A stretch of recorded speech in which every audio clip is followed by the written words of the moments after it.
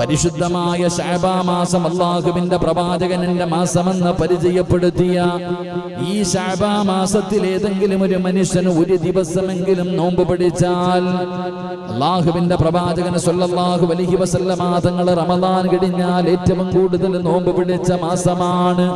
ശഅബാൻ മുഴുവനും നോമ്പ് പിടിക്കണമെന്ന് ഞാൻ പറയുന്നില്ല. അല്ലാഹുവിന്റെ പ്രവാചകൻ പറയുന്നു, ഒരു നോമ്പെങ്കിലും ഏതെങ്കിലും ഒരു മനുഷ്യനെ പഠിച്ചാ അല്ലാഹു അവന് കൊടുക്കുന്ന ഒന്നാമത്തെ പ്രതിഫലം എന്തെന്നറിയുമോ? ഹറമല്ലാഹു ജസദഹു അലന്നാർ.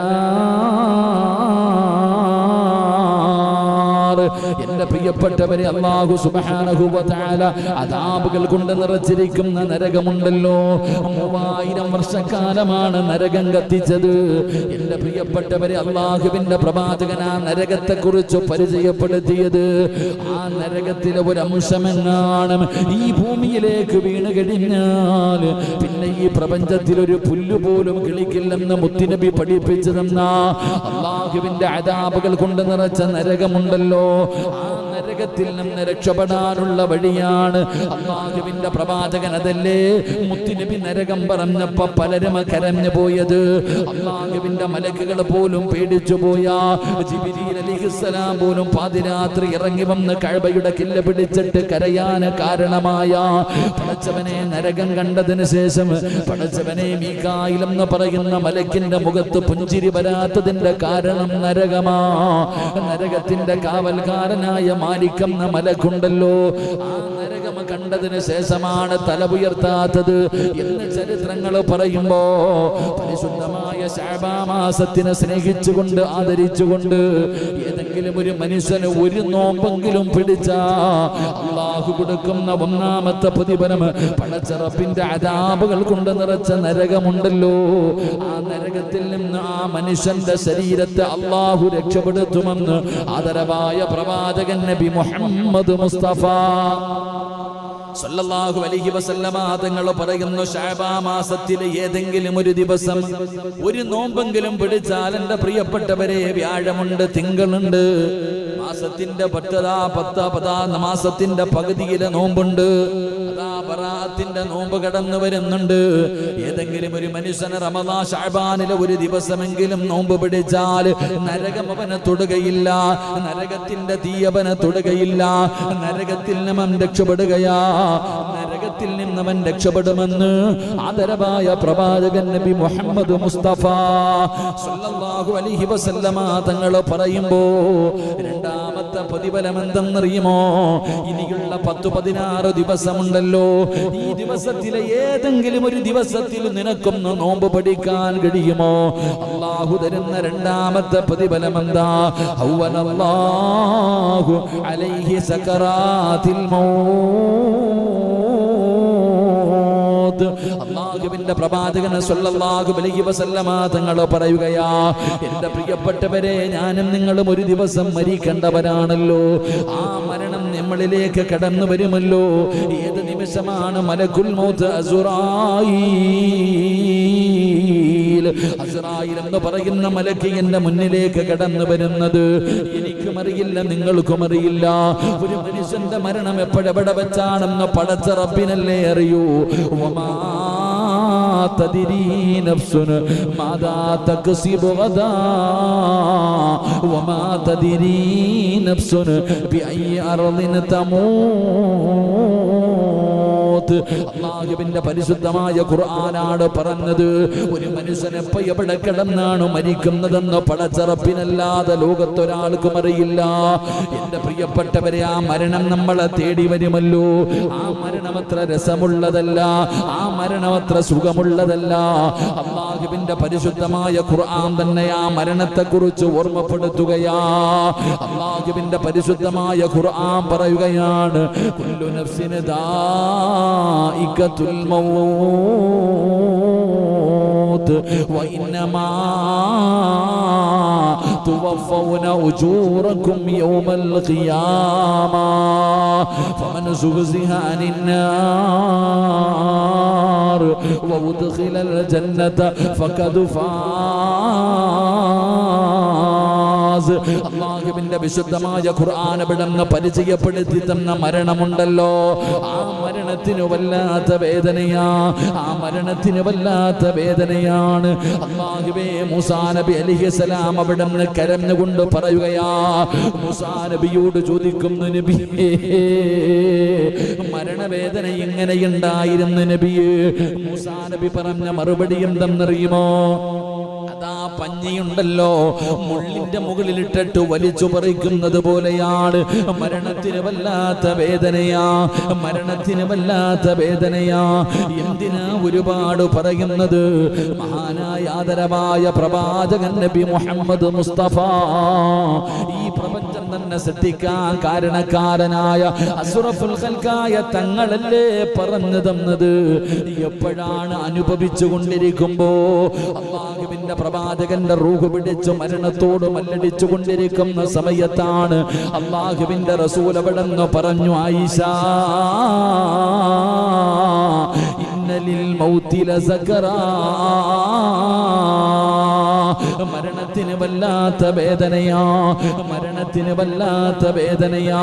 എന്റെ പ്രിയപ്പെട്ടവരെ, ഒരു കോഴി അറുക്കുന്നത് ഞാനും നിങ്ങളും കാണുന്നവരാണ്. ഒരു കോഴി അറുത്തിടുമല്ലോ, ആ പടച്ചവനെ കോഴിയതാ കിടന്ന് പിടയുകയാണ്. കൈയിട്ടടിക്കുന്നുണ്ട്, ചിറകിട്ടടിക്കുന്നുണ്ട്, തലയിട്ടടിക്കുന്നുണ്ട്. എന്തിന്റെ പേരിലാണെന്ന് നമ്മൾ ചിന്തിക്കുന്നില്ല. പടച്ചവനെ ഉളുഹി അറുക്കുമ്പോ, പോത്തിനറുക്കുമ്പോ അത് കൈകാലുകളിട്ടടിച്ച് ഇങ്ങനെ മരിക്കുന്നത് ഞാനും നിങ്ങളും കാണുന്നുണ്ട്. പക്ഷേ നമുക്കൊന്നും തോന്നാറില്ലല്ലോ. എന്തിനാണ് കോഴി തന്റെ ചിറകടിക്കുന്നത്, അതിന്റെ തലയിട്ടടിക്കുന്നത്, അത് കിടന്ന് പിടയുന്നത്? അല്ലാഹുവേ, മരണവേദന സഹിക്കാൻ കഴിയാത്തതിന്റെ പേരിലാ. എന്റെ പ്രിയപ്പെട്ടവരെ, ആ മൃഗങ്ങൾക്കെങ്കിലും അത് കൈകാലുകളിട്ടടിച്ചാണ് മരിക്കുന്നത്. അതിനങ്ങനെയെങ്കിലും ഒരു ഭാഗ്യമുണ്ട്. പക്ഷേ നമുക്കതിനുള്ള ഭാഗ്യം പോലുമില്ലല്ലോ. പടച്ചവനെ, നമ്മുടെ കൈകാലുകൾ അനക്കാൻ കഴിയില്ല. അതുകൊണ്ടാണ് അടുത്ത് കിടക്കുന്ന മനുഷ്യൻ അറിയാത്തത്. അതാ പാതിരാത്രി ഭർത്താവിന്റെ കൂടെ കിടന്നുറങ്ങുന്ന ഭാര്യ, പടച്ചവനെ ഭർത്താവ് ചാരത്ത് കിടന്നു മരിച്ചിട്ടറിയാത്ത എത്രയോ സംഭവങ്ങളുണ്ട്. അതുകൊണ്ട് എന്റെ പ്രിയപ്പെട്ടവരോട് പറയുകയാ, മരണത്തിന് വല്ലാത്ത വേദനയാ, അത് വല്ലാത്ത കഠിനമാണ്, അത് വലിയ ഒരു പ്രയാസമാണ്. അതുകൊണ്ടാണ് മഹാനായ ഇമാം ഗസ്സാലി റളിയല്ലാഹു തആല അൻഹു മരണ വീട്ടിലിരുന്ന് കരഞ്ഞവരോട് പറയുകയാണ്, മരണ വീട്ടിലിരുന്ന് കരയുന്നവരോട് ചോദിക്കുകയാ, എന്തിനാ മനുഷ്യ നീ കരയുന്നത്? എന്തിനാ മനുഷ്യ നീ കരയുന്നത്? മഹാനായ ഇമാം ഗസ്സാലി തങ്ങൾ അത്ഭുതത്തോടുകൂടി മരണ വീട്ടിലിരുന്ന് കരയുന്നവരോട് പറയുകയാ, എടാ ചെറുപ്പക്കാരാ, മയ്യത്ത് നോക്കിയിട്ട് നീ ഇരുന്ന് കരയുന്നല്ലോ, എങ്കിൽ കരയേണ്ടത് മയ്യത്ത് കണ്ടിട്ടല്ല. അവൻ രക്ഷപ്പെട്ടവനാണ്, അവൻ രക്ഷപ്പെട്ടവനാണ്. എടാ, നിന്നെ കുറിച്ച് ഓർത്തിട്ട് നീ കരയടാ. മഹാനായ ഇമാം ഗസ്സാലി തങ്ങൾ പറയുകയാ, മയ്യത്തിന്റെ മുന്നിലിരുന്ന് കരയുന്ന ഒരു മനുഷ്യനോട് പറയുകയാ, എടാ, മരിച്ചുപോയവനെ കുറിച്ച് ഓർത്ത് കരയാതെ നിന്നെ കുറിച്ച് ഓർത്തിട്ട് കര. അള്ളാഹു നമുക്ക് ഈമാൻ നൽകുമാറാകട്ടെ, അള്ളാഹു നമുക്ക് ഈമാൻ നൽകുമാറാകട്ടെ.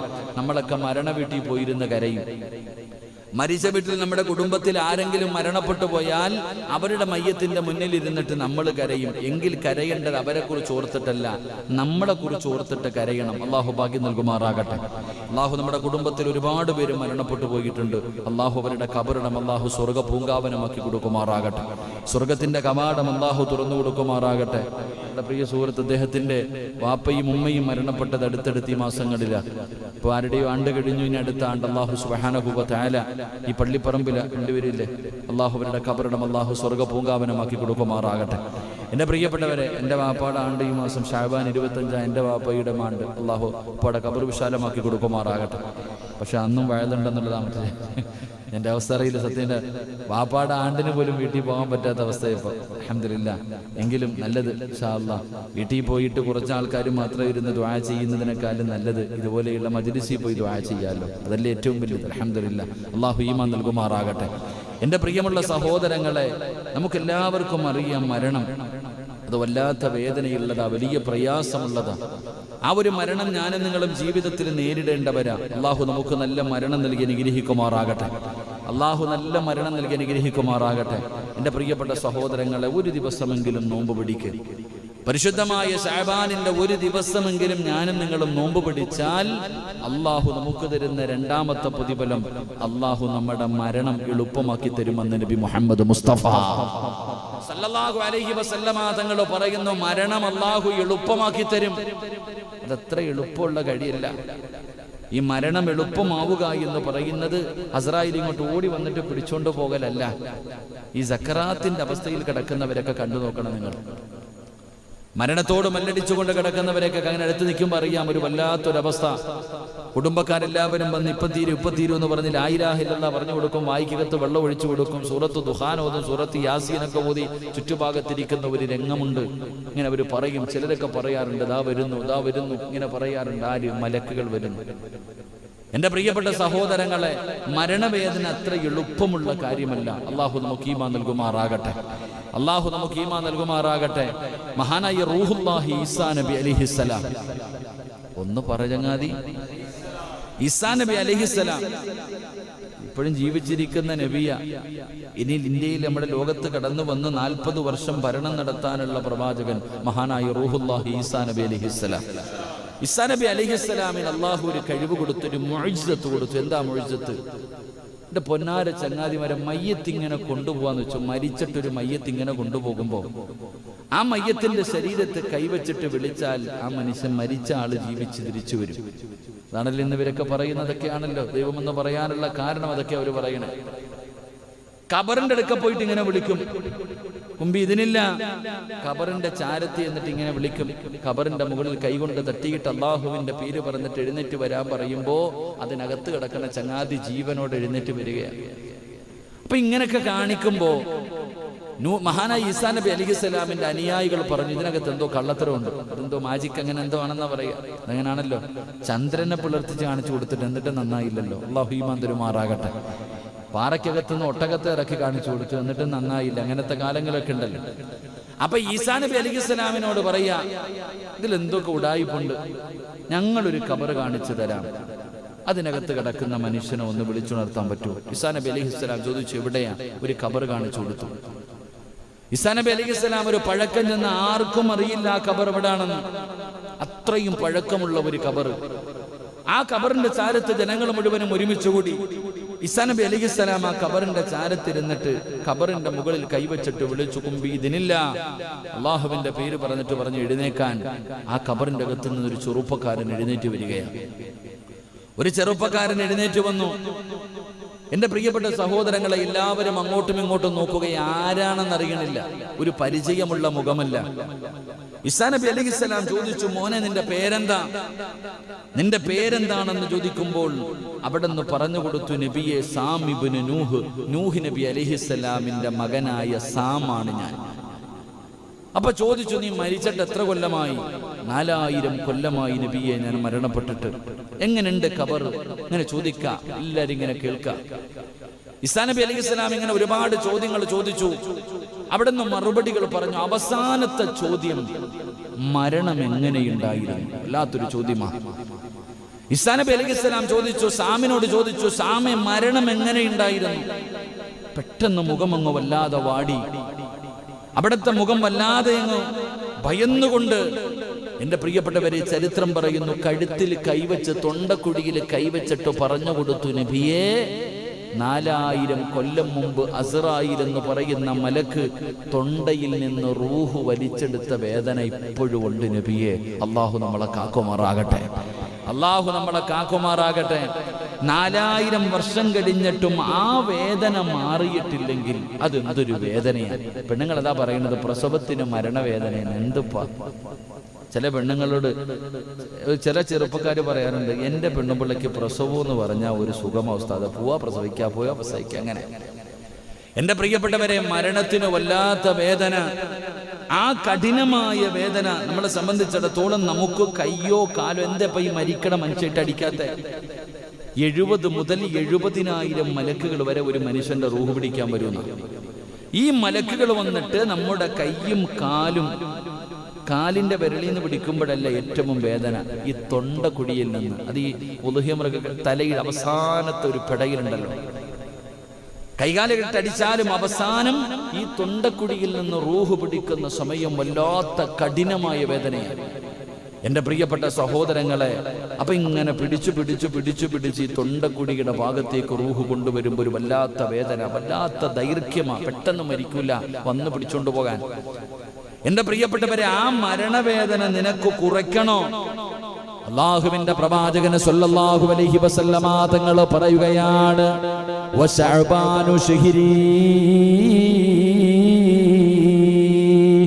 എന്റെ മാസമെന്ന് പരിചയപ്പെടുത്തിയ പരിശുദ്ധമായ ശഅബാനാണ്. ഈ ശഅബാൻ മാസത്തിൽ ഏതെങ്കിലും ഒരു മനുഷ്യന് ഈ മാസത്തെ ആദരിച്ചുകൊണ്ട്, സ്നേഹിച്ചുകൊണ്ട്, ബഹുമാനിച്ചുകൊണ്ട്, പവിത്രത മനസ്സിലാക്കിയിട്ട് ഒരു നോമ്പെങ്കിലും ഏതെങ്കിലും ഒരു മനുഷ്യന് പഠിച്ചാ ഹവ്വനല്ലാഹു അലൈഹി സകറാത്തിൽ മൗത്ത്, അല്ലാഹു അവന്റെ മരണം അങ്ങ് എളുപ്പമാക്കുകയാണ്. അവന്റെ മരണം അല്ലാഹു എളുപ്പമാക്കുകയാണ്. അവൻ അല്ലാഹു ഒരു നല്ല മരണം കൊടുക്കുകയാണ്. എന്റെ പ്രിയപ്പെട്ടവരെ, അല്ലാഹുവിന്റെ പ്രവാചകൻ ഇത് പറഞ്ഞു തരുമ്പോ ഇതിനെക്കാളും പടച്ചവനെ നമുക്കെന്താണ്? ഒരു ദിവസം നമ്മൾ മരിക്കുമല്ലോ, മരണം നമ്മുടെ മുന്നിൽ കടന്നു വരുമല്ലോ, മരണത്തിന് വേദനയുണ്ടെന്ന് പടച്ചറപ്പ് തന്നെ പരിചയപ്പെടുത്തിയിട്ടുണ്ട്. മഹാനായ നബി മുഹമ്മദ് മുസ്തഫ സല്ലല്ലാഹു അലൈഹി വസല്ലമ തങ്ങൾ നമ്മളോട് വിളിച്ചു പറഞ്ഞിട്ടുണ്ട്, മരണത്തിന് വല്ലാത്ത വേദനയാണെന്ന്. അതുകൊണ്ട് എന്റെ പ്രിയപ്പെട്ട സഹോദരങ്ങളോട്, എന്റെ പ്രഭാഷണം കേൾക്കുന്ന സഹോദരിമാരോട്, നിങ്ങളെ പരിശുദ്ധമായ ശഅബാനുണ്ടല്ലോ, ഒരു നോമ്പ് പിടിക്കു ചെറുപ്പക്കാരാ, ഒരു നോമ്പെങ്കിലും പിടിക്കു പൊന്നുമോനെ. അല്ലാഹു തരുന്ന രണ്ടാമത്തെ പ്രതിഫലം ഹവ്വനല്ലാഹു അലൈഹി സകറാത്തിൽ മൗത്ത്, അല്ലാഹു നിന്റെ മരണം അവിടെ നിന്ന് എളുപ്പമാക്കുകയാണ്. നിന്റെ മരണവേദന അല്ലാഹു കുറച്ചു തരികയാണ്. മൂന്നാമത്തെ പ്രതിഫലം എന്തെന്നറിയുമോ? വദഫഅൻഹു ദുൽമത്തുൽ കബരി, ഖബറെന്ന് പറയുന്ന വീടുണ്ടല്ലോ എന്റെ പ്രിയപ്പെട്ടവരെ, പള്ളിപ്പറമ്പിലെ ഖബറുണ്ടല്ലോ, ആ ഖബറിന്റെ അകത്ത് ഒരു ദിവസം ഞാനും നിങ്ങളും പോയി കിടക്കണ്ടവരാ. ആ ഖബറിനെ കുറിച്ച് നമുക്കൊരു ഓർമ്മയുമില്ലല്ലോ, ആ പള്ളിപ്പറമ്പിലെ കുഴിയെ കുറിച്ചൊരു ചിന്തയില്ലല്ലോ, ആ ഖബറിന്റെ ചാരത്തുകൂടെ നടന്നു പോയാലും നമുക്കൊരു ബോധമില്ലല്ലോ. എങ്കിൽ അല്ലാഹുവിന്റെ പ്രവാചകൻ സ്വല്ലല്ലാഹു അലൈഹി വസല്ലമ തങ്ങൾ പറയുകയാ, ആ പള്ളിപ്പറമ്പിലെ ഖബറിന്റെ അകത്ത് നിനക്ക് രക്ഷപ്പെടണോ? വദഫഅ അൻഹു ദുൽമത്തുൽ കബരി വഹുവ മുൻകറും വനകീർ.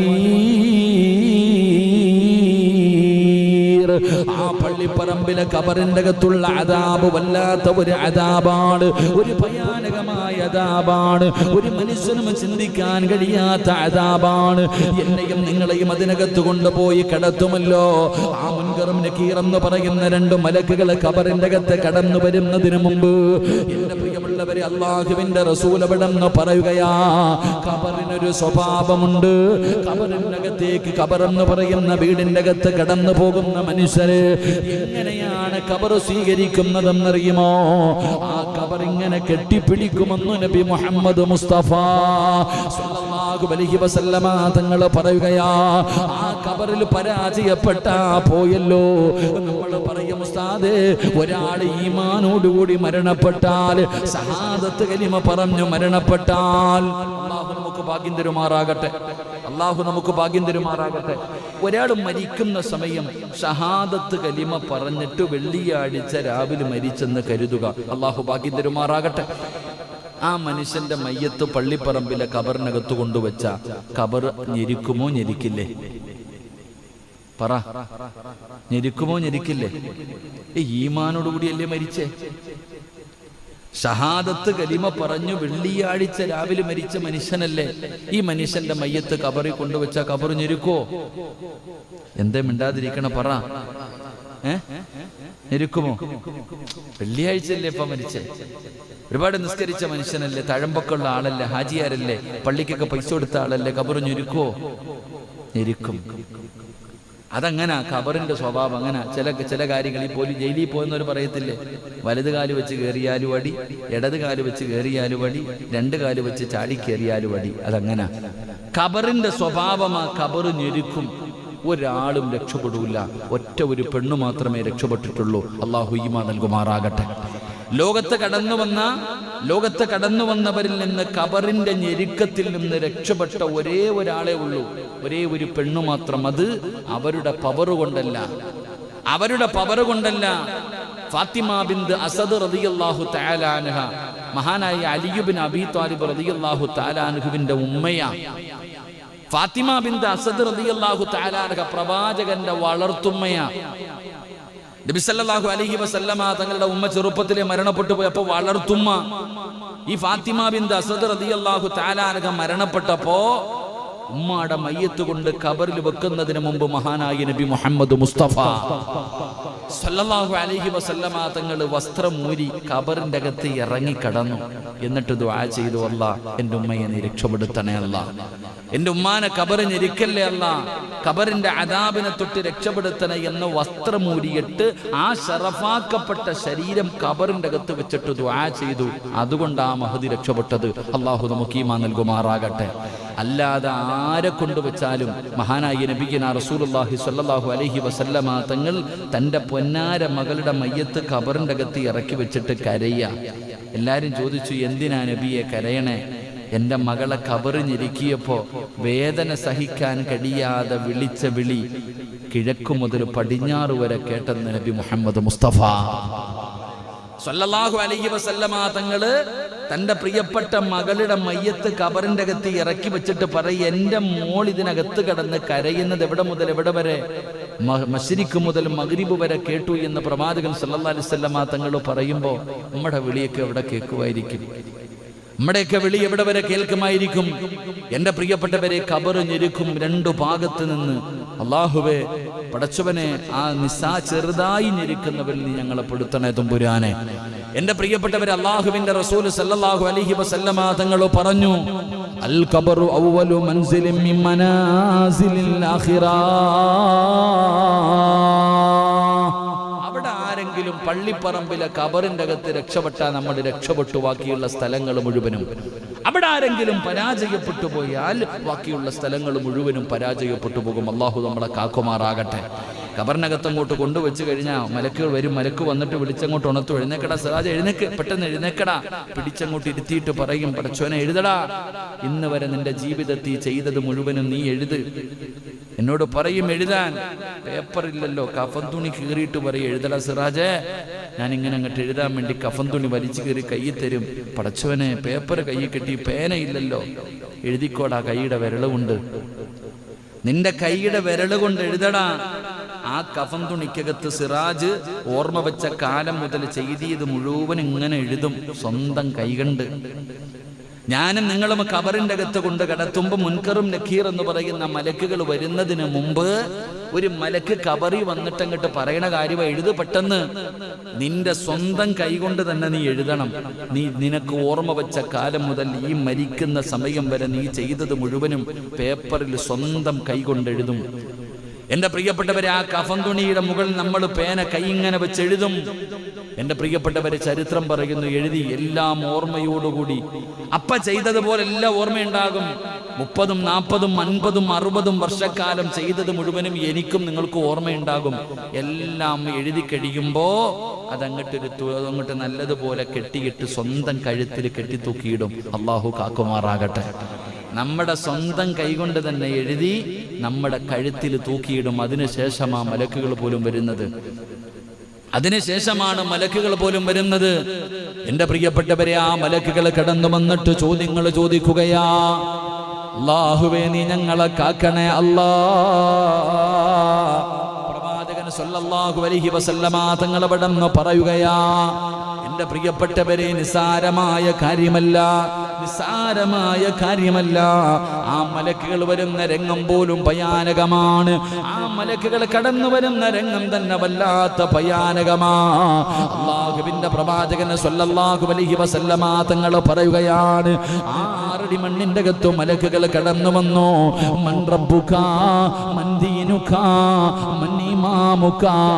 പടച്ചവനെ, ചോദ്യങ്ങൾ ഇങ്ങനെ ഓരോന്നായി ചോദിക്കുകയാണ്. റബ്ബേ, മറുപടി പറയണ്ടേ വാപ്പാ. എത്ര പഠിച്ചു വച്ചാലും മൻ റബ്ബുക, നിന്റെ റബ്ബാരാ? റബ്ബി അല്ലാഹ്. പറയാനറിയാത്ത ഒരു കുട്ടിയുമില്ല, എല്ലാവർക്കും അറിയാം. ഏത് ഉറക്കത്തിൽ വിളിച്ചു ചോദിച്ചാലും പറയാൻ കഴിയുമല്ലോ. പക്ഷേ പള്ളിപ്പറമ്പിലെ ഖബറിന്റെ അകത്ത് മുൻകറും നക്കീറും എന്ന് പറയുന്ന മലക്ക് വന്ന് ചോദിക്കുമ്പോ പറയാൻ കഴിയണമെന്നില്ലല്ലോ. അല്ലാഹു കരുണ ചെയ്തവർക്കേ അത് കഴിയൂ എന്ന് നബി മുഹമ്മദ് മുസ്തഫ സല്ലല്ലാഹു അലൈഹി വസല്ലമ തങ്ങൾ അവിടെ നിന്ന് പറയുമ്പോ, ഈ മാസത്തിൽ ഒരു നോമ്പ് പിടിക്കാൻ കഴിയുമോ? ഈ മാസത്തെ നിനക്ക് സ്നേഹിക്കാൻ കഴിയുമോ? ഈ മാസത്തെ നിനക്ക് ആദരിക്കാൻ കഴിയുമോ? അല്ലാഹുവിന്റെ റസൂല് പറയുകയാ, വദഫഅൻഹു ദുൽമത്തൽ കബരി വഹുവ മുൻകറും വനകീർ. എന്റെ പ്രിയപ്പെട്ടവരെ, അതാ 6 അടി മണ്ണിലെ ഖബറിന്റെ അകത്ത് നിനക്ക് രക്ഷയാ. 6 അടി മണ്ണിലെ ഖബറിൽ രക്ഷപ്പെടുകയാണ്. എന്റെ പ്രിയപ്പെട്ടവരെ, 4-ാമത്തെ പ്രതിഫലം എന്തെന്നറിയുമോ? അല്ലാഹുവിന്റെ റസൂല് പറയുകയാണ്, വസതറല്ലാഹു ഔറതഹു യൗമൽ ഖിയാമ. പടച്ചറപ്പിന്റെ പരലോകത്ത് ഉടുതുണിയില്ലാതെ എല്ലാവരും കടന്നു വരുമല്ലോ. സിറാജിനെയും എന്നെയും നിങ്ങളെയും 3 കഷ്ടം വെള്ള തുണിയിൽ പൊതിഞ്ഞിട്ട് ഒരാളെ പോലും നഗ്നനായി കബറടക്കാറില്ല. നല്ലതുപോലെ പൊതിഞ്ഞിട്ടല്ലേ പള്ളിപ്പറമ്പിലെ കബറിന്റെ അകത്ത് ഇറക്കി വെക്കുന്നത്. എങ്കിലും നാളെ പടച്ചുറപ്പിന്റെ പരലോകത്തേക്ക് ജനങ്ങൾ കടന്നു വരുന്ന ദിവസമുണ്ടല്ലോ, നഗ്നരായിട്ടാണ് കടന്നു വരുന്നത്. ഉമ്മ പ്രസവിച്ചിട്ടതുപോലെയാണ് കടന്നു വരുന്നത്. ഉടുതുണിയില്ലാതെയാണ് കടന്നു വരുന്നത്. ആണുങ്ങളും പെണ്ണുങ്ങളും വസ്ത്രമില്ലാതെയാണ് കടന്നു വരുന്നത്. അങ്ങനെ പടച്ചറപ്പിന്റെ കോടതിയിലെ ജനങ്ങൾ മുഴുവനും കടന്നു വരുന്ന ദിവസമുണ്ടല്ലോ. അല്ലാഹുവിന്റെ പ്രവാചകന്റെ ശഅബാൻ മാസത്തെ ആദരിച്ചവനെ, ആ മാസത്തിൽ നോമ്പ് പിടിച്ചവനെ, അല്ലാഹു നിന്നെ വഷളാക്കൂല. അല്ലാഹു നിന്നെ നാണം കെടുത്തൂല. അല്ലാഹു നിന്നെ നഗ്നനാക്കൂല. മറ്റുള്ളവരുടെ മുന്നിൽ ഉടുതുണിയില്ലാതെ റബ്ബ് നിന്നെ നിർത്തൂല. അതിന്റെ കാരണം എന്തെന്നറിയുമോ? ജനങ്ങൾ മറന്ന ദിവസത്തെ, ജനങ്ങൾ മറന്ന മാസത്തെ നീ ഓർത്തവനാ. നാളെ പടച്ചറപ്പിന്റെ പരലോകത്തേക്ക് ഒരു വിശിഷ്ട വിഭാഗം കടന്നു വരികയാ. ഞാനും നിങ്ങളും ഉടുതുണിയില്ലാതെ പടച്ചറപ്പിന്റെ കോടതിയിൽ ഇങ്ങനെ ഒരുമിച്ച് നിൽക്കുമ്പോ ഒരു വിഭാഗം കടന്നു വരുന്നു. ഔറത്ത് മറച്ചുകൊണ്ട്, വസ്ത്രം ധരിച്ചുകൊണ്ട് വിഐപികളെ പോലെ കടന്നു വരുന്ന ഒരു വിഭാഗമുണ്ട്. അല്ലാഹുവിന്റെ പ്രവാചകൻ അവിടെന്ന് പറയുകയാണ്, അവരാരെന്നറിയുമോ? എന്റെ മാസത്തെ സ്നേഹിച്ചവരാ, എന്റെ മാസത്തിൽ നോമ്പ് പിടിച്ചവരാ. അല്ലാഹു അവർക്ക് കൊടുക്കുന്ന 4-ാമത്തെ പ്രതിഫലം, വസതറല്ലാഹു ഔറതഹു യൗമൽ ഖിയാമ. പരലോകത്ത് അല്ലാഹു സുബ്ഹാനഹു വ തആല അവരെ വശലാക്കൂല, അവരെ ഔറത്ത് മറച്ചവരായി കടന്നു വരുമെന്ന് നബി മുഹമ്മദ് മുസ്തഫ സല്ലല്ലാഹു അലൈഹി വസല്ലമ തങ്ങൾ അവിടെന്ന് പറയുമ്പോൾ അല്ലാഹു തരുന്ന പ്രതിഫലം കേട്ടോ, അല്ലാഹു തരുന്ന പ്രതിഫലം കേട്ടോ. ശഅബാൻ മാസത്തിൽ ഒരു നോമ്പ് പിടിക്കുന്ന മനുഷ്യൻ അല്ലാഹു കൊടുക്കുന്ന പ്രതിഫലമാണ്. എൻ്റെ പ്രിയപ്പെട്ടവരെ, സ്വർഗത്തിൽ അവർ യൂസുഫ് നബിയുടെ കൂട്ടുകാരാ. 33 വയസ്സുകാരനായി അല്ലാഹുവിന്റെ പ്രവാചകൻ പറഞ്ഞല്ലോ, അതാ അല്ലാഹു സൗന്ദര്യത്തിന് 3ആയി വേർതിരിച്ചു. 1-ാം സൗന്ദര്യത്തിന്റെ പകുതി അല്ലാഹുവിന്റെ റസൂലിന് കൊടുത്തു. പിന്നെ പകുതിയുണ്ട്, അതിലെ ഒരു ഭാഗം യൂസുഫ് നബിക്ക് കൊടുത്തു. പിന്നെ വന്ന 1/4% അല്ലാഹ് ഈ ലോകത്തുള്ള സർവ്വചരാചരങ്ങൾക്കും കൊടുത്തത്. അത്രയും വലിയ സൗന്ദര്യവാനായ യാക്കൂബ് നബിയുടെ പ്രിയപ്പെട്ട പൊന്നുമോ സുലൈഖ എന്ന് പറയുന്ന രാജകുമാരി കേറി പിടിച്ച യൂസുഫ്. സുലൈഖയുടെ കൊട്ടാരത്തിലെ പെണ്ണുങ്ങൾ യൂസുഫ് നബി നടന്നു പോകുമ്പോ ചോദിക്കുന്നു, സുലൈഖ, ആ പോകുന്നത് മനുഷ്യനാണോ മലക്കുകളാണോ? പടച്ചവനെ, അത്ഭുതത്തോടുകൂടി സുലൈഖയുടെ കൊട്ടാരത്തിലെ പെണ്ണുങ്ങൾ ചോദിച്ച യൂസുഫ് നബി അലൈഹിസ്സലാമിന്റെ ഗ്ലാമർ കണ്ടിട്ട് കയ്യിലിരുന്ന കത്തി കൊണ്ട് ആപ്പിൾ മുറിക്കുന്നതിന് പകരം തന്റെ കൈവിരലുകൾ മുറിച്ചു മാറ്റിയെന്ന് ചരിത്രം പഠിപ്പിച്ച അല്ലാഹുവേ, ഈജിപ്തിന്റെ ഭരണാധികാരിയായിരുന്ന മഹാനായ യൂസുഫ് നബി അലൈഹിസ്സലാം, ആ യൂസുഫ് നബിയുടെ കൂട്ടുകാരാ, സ്വർഗത്തിലെ യൂസുഫ് നബിയുടെ കൂടെയാ.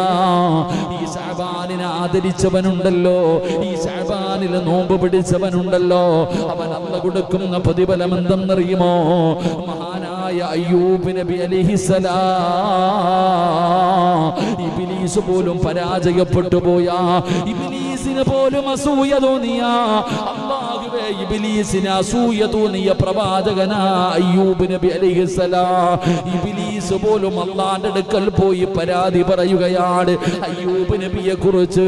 കാരണം അതുപോലെ ജീവിച്ചിരുന്ന പ്രവാചകനാ അയ്യൂബ് നബി അലൈഹിസ്സലാമിന് അല്ലാഹു കൊടുക്കുന്ന പ്രതിഫലം ശഅബാനിൽ നോമ്പ് പിടിച്ച നിനക്ക് റബ്ബ് തരുമെന്ന് നബി മുഹമ്മദ് മുസ്തഫ സല്ലല്ലാഹു അലൈഹി വസല്ലമ തങ്ങൾ പറയുമ്പോൾ, ആ പരിശുദ്ധമായ മാസത്തിലൂടെയാണ് കടന്നു പോകുന്നത്. ആ പരിശുദ്ധമായ മാസത്തിലൂടെയാണ് ഞാനും നിങ്ങളും കടക്കുന്നത്. അതുകൊണ്ട് സഹോദരാ, ആ മാസത്തിലെ ഏറ്റവും പുണ്യമായ ദിവസമുണ്ടല്ലോ, ആ മാസത്തിലെ ഏറ്റവും മഹത്വമേറിയ ദിവസമുണ്ടല്ലോ, അല്ലാഹുവിന്റെ മുന്നിലേക്ക് നമ്മളുടെ സർവരുടെയും അമലുകൾ കൊണ്ടുപോകുന്ന, നമ്മൾ ജീവിതത്തിൽ ചെയ്ത സർവ്വ സൽക്കർമ്മങ്ങളും അല്ലാഹുവിന്റെ മുന്നിലേക്ക് മലക്കുകൾ കൊണ്ടുപോകുന്ന ആ ശഅബാനിലെ ഏറ്റവും മഹത്വമേറിയ ദിവസമുണ്ടല്ലോ, അല്ലാഹുവേ, ശഅബാൻ 15 എന്ന് പറയുന്ന രാവ്, ആ രാവിലേക്കാണ് നമ്മൾ കിടക്കുന്നത്. അല്ലാഹുവേ, ആ ദിവസത്തെ ആദരിക്കാൻ ഞങ്ങൾക്ക് ഭാഗ്യം തരണേ അല്ലാഹു നമുക്ക് ഭാഗ്യം നൽകി അനുഗ്രഹിക്കുമാറാകട്ടെ.